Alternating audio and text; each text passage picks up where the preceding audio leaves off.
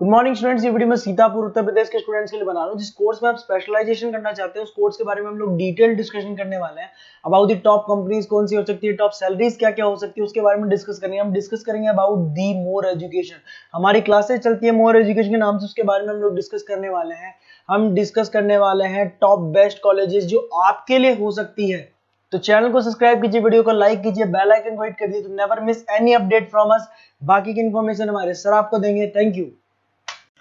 ये वीडियो मैं उन स्टूडेंट्स के लिए बना रहा हूँ those who are planning for MBA का प्लान कर रहे हैं, टॉप 20 स्कूल से प्लान कर रहे हैं। उसके लिए एक एग्जाम लगता है कॉमन एडमिशन टेस्ट। इसके ऊपर बहुत डिटेल में डिस्कस करेंगे। आईएम्स तक कैसे पहुंचना है उसको अपन डिस्कस करेंगे। इसके अंदर कैट एग्जाम की इंपॉर्टेंट डेट्स, कैट एग्जाम क्या होता है, एग्जामिनेशन पैटर्न क्या है, एलिजिबिलिटी क्या है, एग्जामिनेशन स्ट्रेटजीज क्या है, कैसे आपको एग्जाम देना चाहिए, आईएम्स तक पहुंचेंगे तो उसके कट ऑफ्स क्या होंगे और नॉन आईएम्स कॉलेज के कट ऑफ क्या होंगे, सब डिस्कस करेंगे। न्यूज़पेपर में आया था 42% कम 2027 तक मशीनें करेंगी।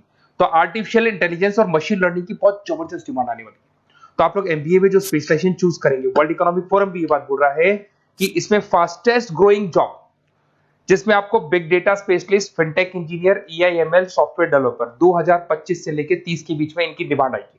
तो आप एमबीए में जो स्पेशलाइजेशन चूज करें उसमें ये वाले स्पेशलाइजेशन रखना, फिनटेक वाला, बिग डेटा वाला, इसकी जबरदस्त डिमांड आने वाली। बहुत सारी जॉब्स है जो जाने वाली है, जैसे 2025 से 30 के बीच में आपका पोस्ट ऑफिस क्लर्क है, बैंक टेलर है, data entry, cashier, ticket checker. अगर आप कैशियर की बात करें, जरूरत ही नहीं है बैंक में, आप विड्रॉल भी मशीन से कर रहे हो, डिपॉजिट भी मशीन में करवा रहे हो, पासबुक अपडेट मशीन से हो रही है, तो यहाँ पे मशीनें काम कर रही है।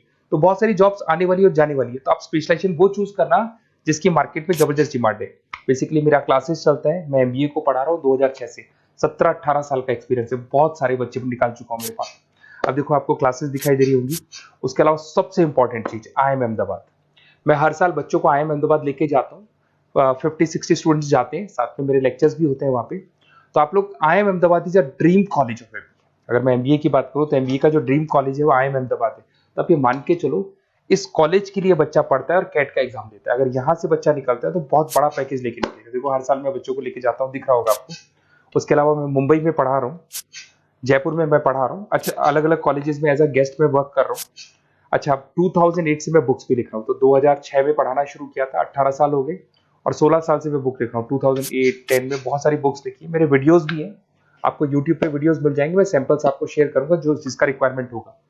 अगर आपको बेस्ट कॉलेज का रिक्वायरमेंट हो या फिर कैट के लिए कैसे स्टडीज करनी है उसका रिक्वायरमेंट है कि कौन कौन से कोर्सेज हैं कैट में, कहाँ पे आपको एडमिशन लेना चाहिए और किस तरीके से स्टडीज करनी है, कट ऑफ क्या जाएगा, तो उसके ऊपर आप डिस्कस कर सकते हो। मेरा नंबर है, इस पर कॉल कर सकते हो। बाकी मैं अगर क्लास में रहता हूँ तो आप मेरे को व्हाट्सअप कर सकते हो, अपना name, number, city, state, course और कहाँ से आपको अपना एमबीए करना है और किस तरीके से कैट का प्रिपरेशन करना है। अब अपन आते हैं एक एक करके कैट के स्पेशलाइजेशन पे। What about CAT? देखो कैट का जो एग्जाम है वो आईएम्स लेता है, इंडियन इंस्टीट्यूट ऑफ मैनेजमेंट। इसमें एमबीए पीजीडीएम करवाता है। मोड आपका जो है ऑनलाइन बेस होता है, कंप्यूटर बेस्ड मोड होगा आपका। ड्यूरेशन 2 घंटे का आपका पेपर होगा। इसमें आपको verbal ability, reading comprehensive, data interpretation, logical reasoning and quant मिलेगा। तो 3 सेक्शन में डिवाइडेड है पेपर। आपको हर सेक्शन में 40 मिनट्स मिलती है। 2 घंटे का आपका पेपर है, तो उसको कंप्लीट करना है। तो इसमें पढ़ना कैसे है, उसकी स्ट्रेटजीज क्या है, इसको अपन आगे डिस्कस करेंगे।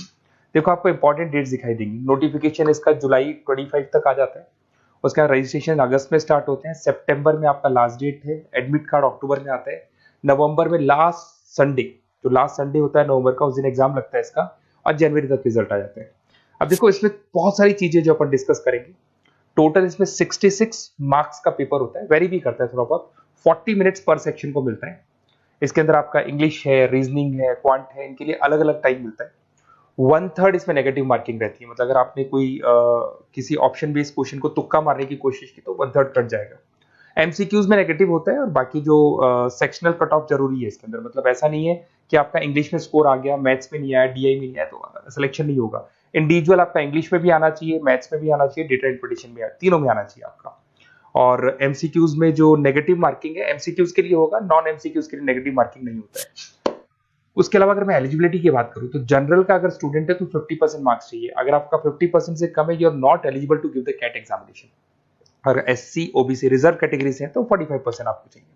देखिए, और एज लिमिट नहीं है, कोई भी बच्चा एग्जाम दे सकता है। फाइनल ईयर का स्टूडेंट दे सकता है, फाइनल ईयर होने के बाद भी वो एग्जाम दे सकता है। अगर मैं स्ट्रेटजीज की बात करूं, देखो बार बार मैं एक चीज बता रहा हूं, जब भी आप पेपर को अटेम्प्ट करते हैं इसमें टाइम कम होता है, क्वेश्चन ज्यादा होते हैं, तो यहां पर आपको रिजेक्शन आना चाहिए, सिलेक्शन नहीं करना है, रिजेक्शन करना है। बहुत सारे ऐसे क्वेश्चंस होते हैं बहुत इजी है, उसमें 4 से 5 मिनट खराब हो गए और आपने उसका राइट आंसर निकाल दिया। अरे भाई वो 5 मिनट में 5 क्वेश्चंस करने थे आपको, उस क्वेश्चन में फंस के आपने 5 मिनट खराब कर दिए। तो जो क्वेश्चन इजी और आपको लग रहा है सॉल्व हो जाएगा बट टाइम लेगा, आप उसको छोड़ दो, रिजेक्ट कर दो। वो क्वेश्चंस करने हैं जिसमें टाइम कंज्यूमिंग कम होता है। आप अगर टाइम को एकदम से वेस्ट कर देंगे ना तो बाद में रियलाइज होगा टाइम चला गया, क्योंकि मैनेजमेंट एप्टीट्यूड टेस्ट है, जैसे गवर्नमेंट एग्जाम के टेस्ट होते हैं, तो यहां पर क्या टाइम सबसे बड़ा इंपॉर्टेंट फैक्टर होता है आपका। तो बेसिकली एक्यूरेसी होना चाहिए, स्पीड होना चाहिए और आपका टाइम बैलेंस होना चाहिए, और साथ के साथ कौन सा क्वेश्चन छोड़ना है और कौन सा करना है। बहुत सारे क्वेश्चन होते हैं जिसमें लालच देता है करो करो करो, बाद में पता लगता है फंस गया उस क्वेश्चन के अंदर और फंसने का टाइम चला गया, तो टाइम नहीं जाना है इसके अंदर। उसके अलावा देखो अगर मैं आईएम्स की बात करता हूँ, आईएम्स में 99% आईएम अहमदाबाद इज 99% आपको चाहिए। उसके बाद में अगर मैं बात कर दूं बेंगलोर 99, कोलकाता 99, लखनऊ में 97 to 98 चाहिए, इंदौर कोझीकोड में 95 to 97। तो परसेंटाइल तो मान के चलो अगर आपको टॉप कॉलेज चाहिए ना तो 99 प्लस परसेंटाइल चाहिए आपको, ठीक है। उसके अलावा अगर अपन देखते हैं एफएमएस दिल्ली नॉन एक्सेप्टेबल, जो कैट का एग्जाम तो लेते हैं बट नॉन आईएम्स है, वो भी 99 मांगता है। एसपी जैन भी 85 to 95 मांगेगा। एमडीआई गुड़गांव 95% मांगता है। आईएनपी गाजियाबाद 85 to 90 मांग रहे हैं। तो कॉलेजेस तो बहुत हैं, और ये मान के चलो आप 80 से लेके 99 के बीच में अगर आ जाते हो तो आपको टॉप 20 स्कूल्स मिल जाएंगे। अगर आईएम्स भी नहीं मिलता है तो उसके नीचे के स्कूल्स मिल जाएंगे। बाकी अगर इसको डिटेल में आपको डिस्कस करना है तो मेरा नंबर है, आप कॉल कर सकते हैं।